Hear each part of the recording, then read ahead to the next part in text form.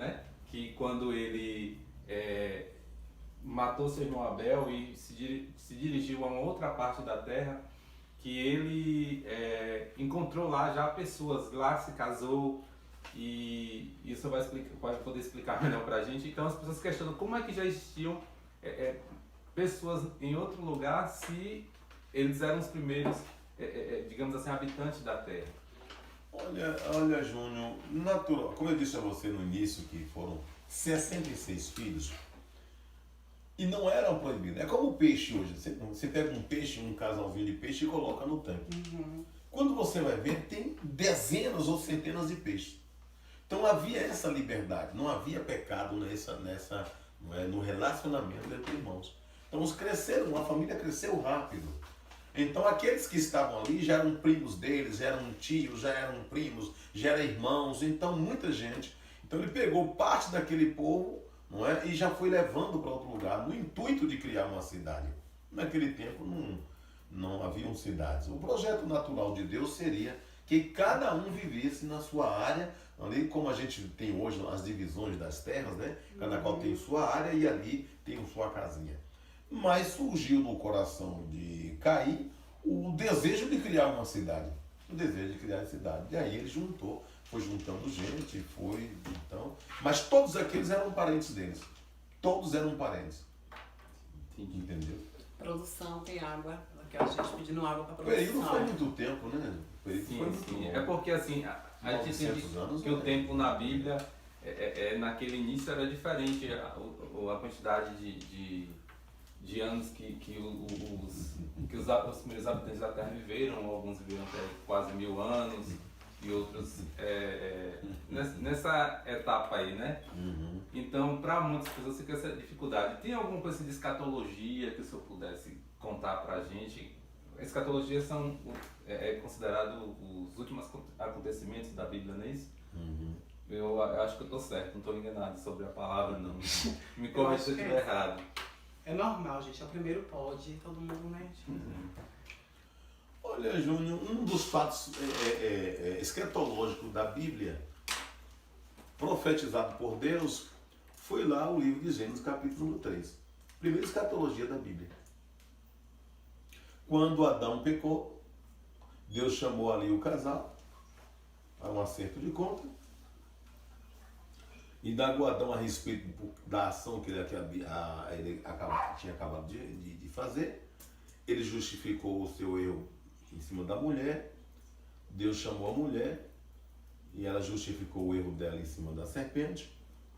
Deus chamou a serpente e sentenciou-a, dizendo: porquanto tu és mais astuto do que os animais da terra, sobre o teu ventre andará, e do pó comerás. Então, já foi uma palavra escatológica. Quando a serpente, até hoje a serpente não come pó, não se alimenta do pó. Mas futuramente ela vai comer do pó. Então, a primeira palavra profética, escatológica, foi essa palavra de Deus. Depois veio o outro fato de que Deus diz assim: do fruto da mulher, quando ele sentenciou a serpente, ele disse: do fruto da mulher vai nascer um que vai te esmagar a cabeça e tu lhes ferirás o calcanhar. Então também foi uma profecia de Deus que também foi escatológica. E os anos se passaram, eu acredito que por volta de 4.000 anos depois, essa palavra, essa profecia de Deus veio acontecer, e nós podemos concluir no livro de... Nós estamos aqui no livro de Hebreus, né? Ou livro de Gálatas. No livro de Gálatas, capítulo número 4, o nosso irmão Paulo escreve em Gálatas dizendo assim: mas vindo a plenitude dos tempos, que isso quer dizer, vindo o tempo completo, o tempo que Deus determinou, vindo o tempo que Deus determinou ser completado, Deus então enviou o seu filho nascido de mulher, para se cumprir a palavra profética lá do livro de Gênesis. Deus, com o tempo completo de Deus, Deus enviou o seu filho nascido de mulher, o qual nasceu sob a condição da lei, para remir os que estavam sobre a lei, a fim de que nós viéssemos receber o projeto de adoção. Isso também Deus nos traria um processo adotivo através de seu Filho amado Jesus Cristo. Então, escatologicamente, nós estamos mostrando profecia e escatologia, que também estavam infundidas nessas palavras de Deus ali, do livro de Gênesis. Glória a Deus. Tem alguma pergunta para fazer, Aline, dentro desse A assunto? minha pergunta, dentro desse assunto, não. Pode ser outra pergunta? Pode, mas eu posso fazer uma pergunta antes Pode, sobre com isso. certeza. Porque assim, pastor, muitas pessoas têm medo, né? Ou pelo do tema Apocalipse, né? Do tema finais dos tempos. Tem mas, gente que não lê o livro. É, Tem pânico. tem medo de ler o livro e tudo, mas assim, a palavra de Deus é importante entender e obedecer, né? E se o senhor tem alguma, como é que se diz a palavra correta? Se o senhor tem alguma, assim, orientação, algum conselho a dar às pessoas em relação a esse medo ou a esse... Olha, Júnior, eu quero dizer o seguinte, hoje a questão do medo não está só nos títulos cristãos, está também no meio dos pastores. Você pode observar que os pastores hoje não pregam mais Apocalipse. É verdade. Não pregam Alguns têm Apocalipse. receio, né? Não falam em Apocalipse. Em programa quase nenhum você vê falar em Apocalipse. Nos púlpitos da igreja você não vê falar em Apocalipse. Por quê? Porque é um livro altamente profético e escatológico. E a escatologia, ela ainda é complicada, porque se fala de tempo e ninguém pode entender naturalmente o tempo de Deus. Sim. E há também as figuras de linguagem usadas em Apocalipse que naturalmente pode ser mal interpretada. Para que evite esses erros que já foram cometidos no passado, então naturalmente todos recuaram hoje a respeito de Apocalipse. Mas o meu conselho é, não deixe de ler. Continue lendo.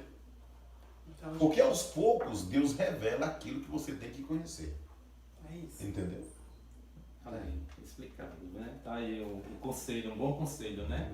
Meditar na palavra e mesmo com medo, né, gente? Mesmo sem entender. Não Mesmo quero sem dizer nem medo, eu quero dizer Sem sem entender. entender. Mesmo sem entender, leia. Porque os dias passam, Deus fala através de sonhos, visões e revelações. Muitas vezes, por exemplo, eu tenho um exemplo de que Deus me revelou uma palavra que eu lia constantemente, mas não entendia. No ano de 2004, eu tive uma visão de um sonho muito profunda. Né? Uma visão de um sonho muito profunda. E, de repente, na visão do sonho, eu vim entender muitas linguagens bíblicas, muitas palavras da Bíblia. Através de um sonho. Através de um sonho. Um dos sonhos foi, uma da parte do sonho foi, eu vi que o universo era todo alaranjado. E uma voz que conversava comigo do céu dizia, esse é o sangue de Jesus que enche o universo. Aí eu perguntei, no sonho eu perguntei, isso quer dizer que qualquer homem que clamar o nome de Jesus em qualquer parte do universo será socorrido? Ele disse, sim, será socorrido. Então eu pude entender nessa resposta que quem clamar o nome do Senhor Jesus será salvo. Me clareou isso aí. E também, não só o tempo alaranjado, mas eu via pequenas poeirinhas que voavam no espaço. E a mesma voz disse assim para mim, isto aí são os globos brancos e vermelhos que compõem o sangue de Jesus. Forte, né? Mas eu tinha uma dúvida com respeito à palavra que diz, assim, o sangue de Jesus nos limpa de todo pecado. E eu ficava perguntando, Deus, como é que nós podemos ter limpo no sangue? Como podemos alvejar as nossas roupas no sangue do Cordeiro? Então, naquela visão de sonho, eu vi que as pessoas, ou melhor dizendo, no sonho eu interpelava a voz dizendo assim, mas como ser limpo no sangue de Jesus? Se mergulharmos as nossas roupas no sangue, ao primeiro momento, ao primeiro instante, ela será vermelha cor de sangue. Se deixar secar, ela vai ficar marrom cor de palha. Como alvejar as roupas do sangue do Cordeiro? Aí, nessa visão de sonho, eu vi quando as pessoas estavam em um desespero imenso sobre a terra, escondido atrás de pedras, árvores mortas, pedras, cavernas, e via quando alguém gritava o nome de Jesus. E o segredo era esse, Senhor Jesus. Então, quando as pessoas gritavam o Senhor Jesus, eu via que os globos brancos e vermelhos, aquelas poeirinhas, corria uma velocidade de átomos para dentro daquelas pessoas e formava nela uma roupa nova, uma roupa alvo como a lã. Aí eu vim entender que o sangue de Jesus realmente